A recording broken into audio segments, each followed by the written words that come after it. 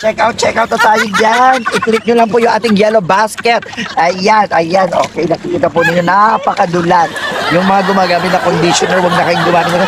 Mas 10 times ito sa conditioner. Kaya naman, limited stock po tayo. Check out na. Click the yellow basket. Murang-murang lang. Tara, tugtog tayo. Let's go! Buhay banda.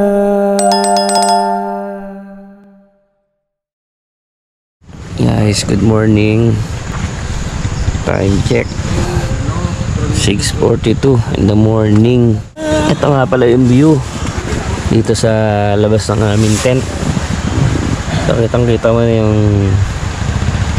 ilog. Ayan, may mga tumatawid na, siguro papasok na yan sa mga trabaho. Ayan nga pala si Berta, naghuhugas ng mga kanyang Bristol. So, dito naman sa kabilang side guys, pagpukas ng tent, ito naman yung view sa kabila. Ayan. Hi guys. Hello Kuya Gaga, good morning. Morning. Ayan guys, oh, medyo mapag dun sa bundok.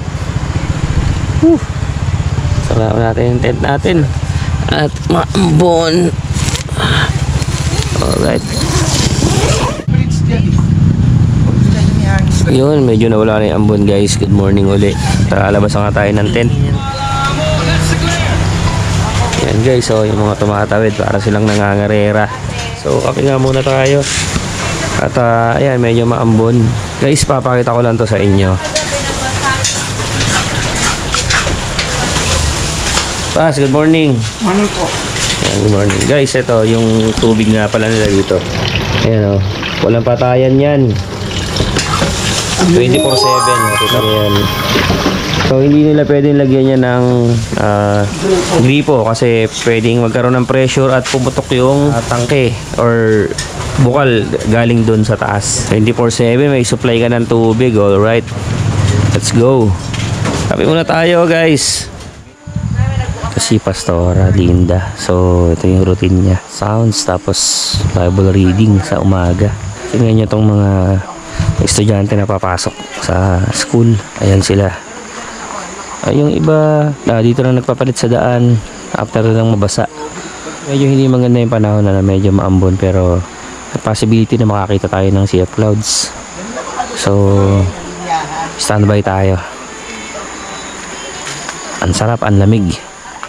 Hindi ko usap na may estudyante. Ang bilis nila guys, oh. Ayan, kakawiran na sila. Ayan yung mga estudyante papasok.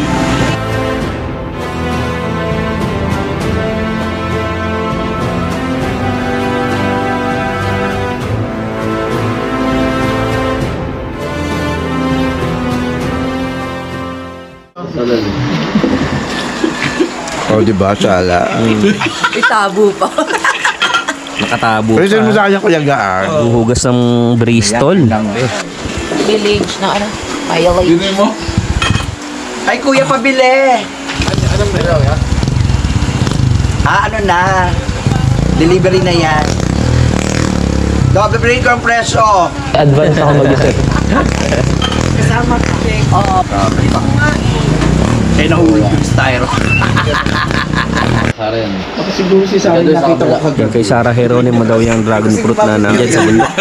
Ay, hindi kayo namumunga. Sabi ko, Sarah, kasi namumunga na kayo.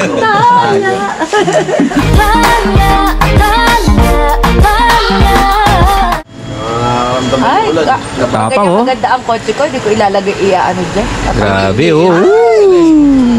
kumbaga Oo, dyan naman sila naka-design for that.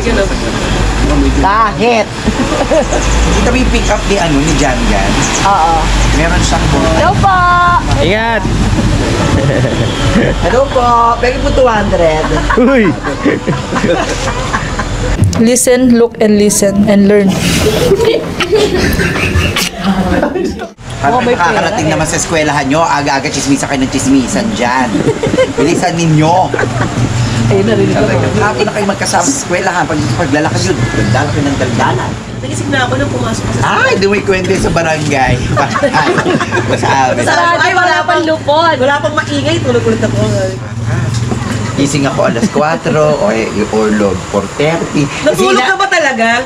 Hindi mababaw nga yung tulog ko kasi nga yung katawan ko sumasabay sa agos nung tsura nung lapagan.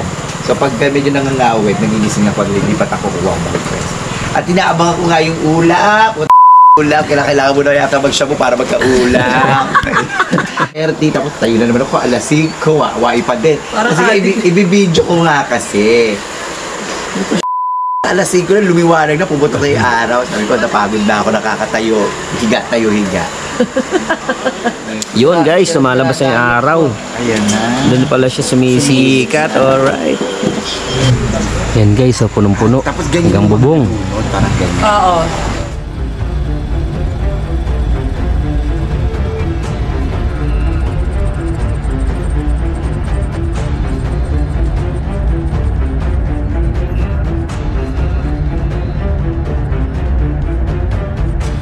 Welcome to my vlog. Kawai po, hello. Hello.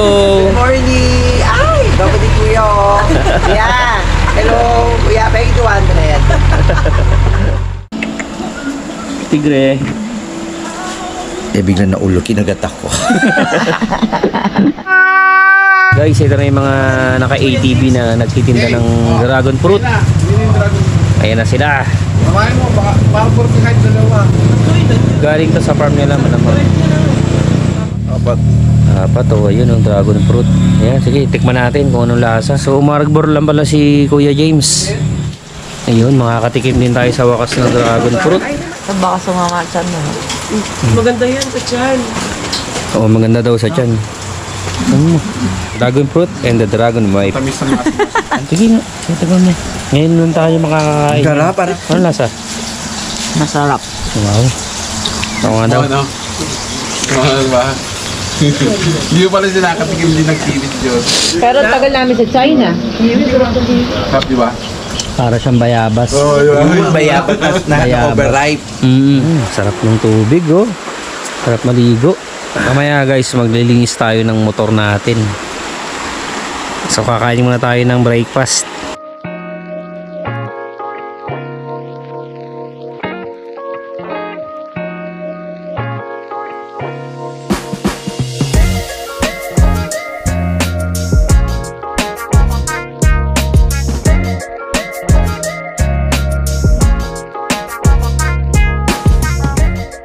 So ayan, papunta tayo dun sa paliguan kung nasaan sila misis sa malalim na part. Ito nga, si Kuya Gaga. Come on, let's go. Ligo muna tayo tapos pagbalik natin siguro kain ng lunch. Ano Kuya? Oo. Tapos siguro idlip na konti tapos uwian na. Dahil bukas may trabaho tayo. Wala nga pala tayong signal dito. Yes, so nasa 24 hours na tayong hindi nag-online dahil walang signal dito sa bundok. Ayan ba yung Kuya, yung mga kubo? Oo, ito. Yung sinasabi mo kagabi. Cottage cottage. Oo. Pupunta sana kami rito guys kagabi. Walang may-ari nito. Meron tayo, wala. Libre naman tayo. Libre sa atin to. Ayun o. So napaka 500 ang isa. So kung gusto mong maligo dito guys, magre-rent ka dito 500. So 4 yung kubo nila. Actually sira-sira na rin yung bubong eh.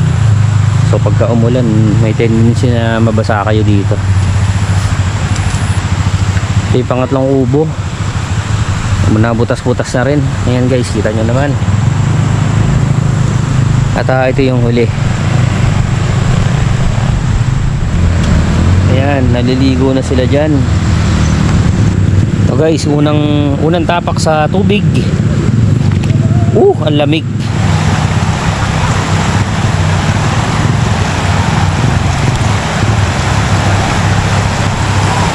Batuhan nga pala to.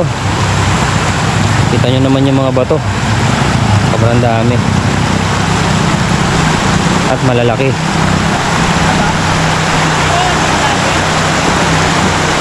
So parang ganito rin yung pinaliguan namin sa Daraitan. Guys, dito siya nanggagaling oh, yung tubig oh. Ayan oh. Makikita mo merong parang kanal dito. Malamang to galing to sa bukal eh. So hindi natin alam na sa gilid-gilid may mga pinanggagalingan. Grabe guys, ang ganda. Ang lamig ng tubig. So ligo na muna tayo para ma-enjoy natin yung lamig ng tubig.